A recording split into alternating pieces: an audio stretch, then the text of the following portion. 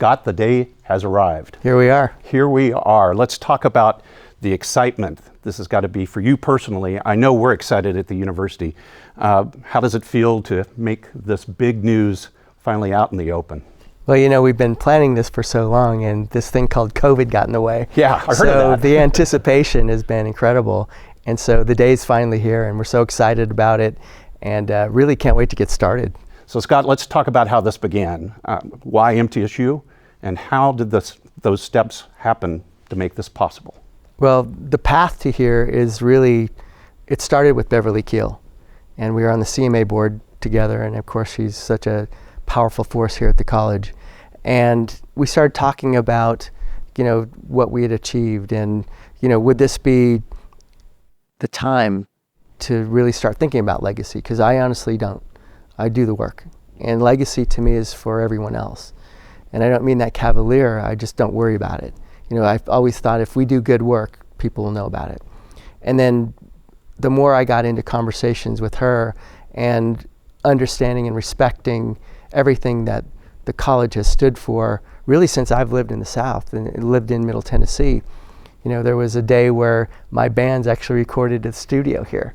So seeing everything that had come out of here, and really I felt I could help deliver the message in an even louder way of all the great students, all the alumni, all the Grammy winners, and the, you know, songwriters and artists and great executives that have come out of here, and meeting with Beverly and Dr. Sidney McPhee on really how could we do this? How could we lift up MTSU?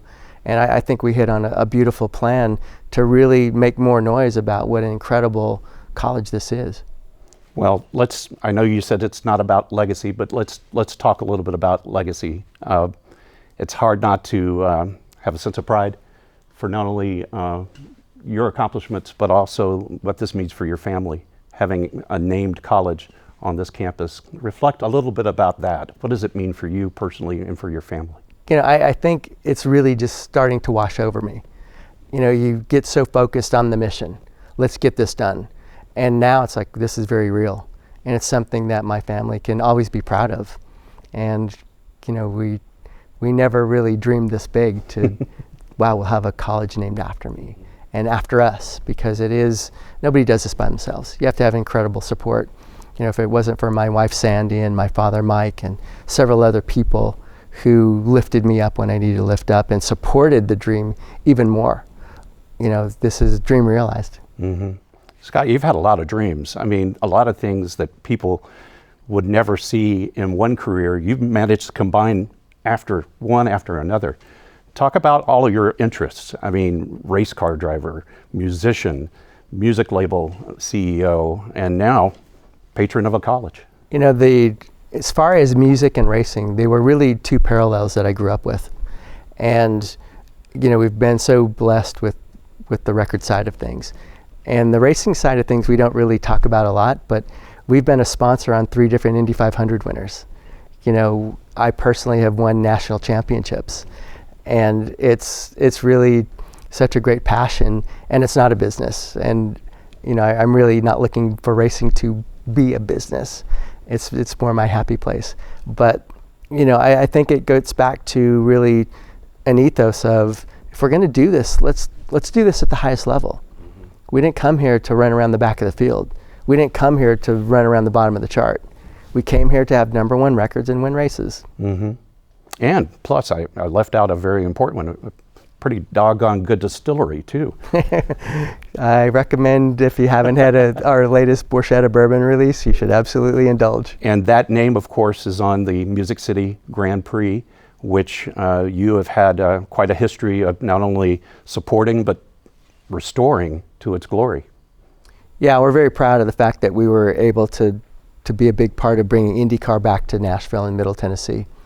And those are not easy things to do. Those are Mount Everest in a row that you have to climb. And Roger Penske, who is the owner of IndyCar and Indianapolis Motor Speedway, you know, we convinced him that we were worth a chance and worth a try.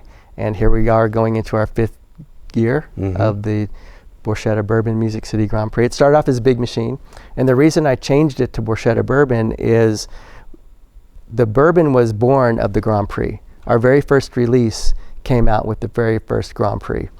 And we're partnering with Chip Ganassi this year, who's one of the winningest IndyCar owners of all time. And we have Borchetta Bourbon on the car.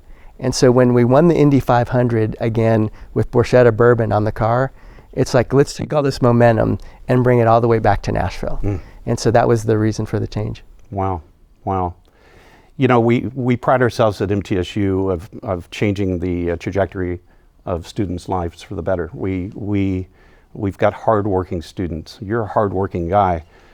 Talk about some of the things that you've had to overcome. You mentioned racing, catastrophic accident that you in your own words said should have taken your life. You came back from that. You built a brand. You built all of these things.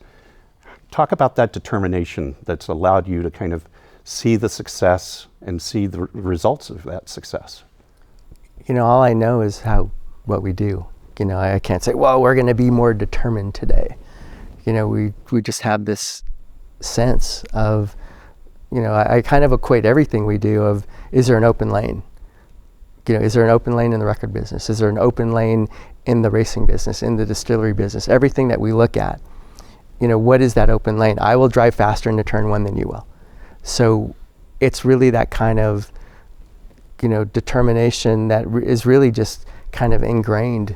And unfortunately, my wife, Sandy's the same way. You know, she's an unstoppable force. And so the two of us together, it's a lot. But I think it's kind of just, not to sound cavalier, it's just what we do. You know, we never start something with the intent that it's not going to work. And that's not easy. You know, I always say we work really hard to make it look really easy. It's not easy. Nothing's easy. And the record business doesn't get any easier. And so if you don't continue, I think this is very important and applicable to what's happening here today. You've always got to be a student of the game. Whatever game you're playing, if you don't continue to evolve and learn, you will be left in the dust. You've made it clear from the beginning that this is not going to be one of these things where you have a ceremony, smile and wave, and you'll retreat. You're going to be a part of the MTSU family. What are you hoping for our students to learn from you and your enterprises? What's the thing that you think that you can teach them about your life and your legacy and apply it to their careers? I think it's inspiration first. You know, I'm not the most technical person. You know, I'm very gut feel with what we do, and Dad is always there. But if I can be an example of a kid who came from a lower middle class family out of Southern California to reach the heights that we have, it's really, you know, not to sound cliche, but it's the American dream. You know, we live in a country where you can dream big and achieve your dreams. So I think more than anything else, I hope that I can inspire these students to go all the way. Wow. The Scott Borchetta College of Media and Entertainment at Middle Tennessee State University. The day has arrived. Scott, congratulations and thank you. Thank you, Andrew. Very proud day.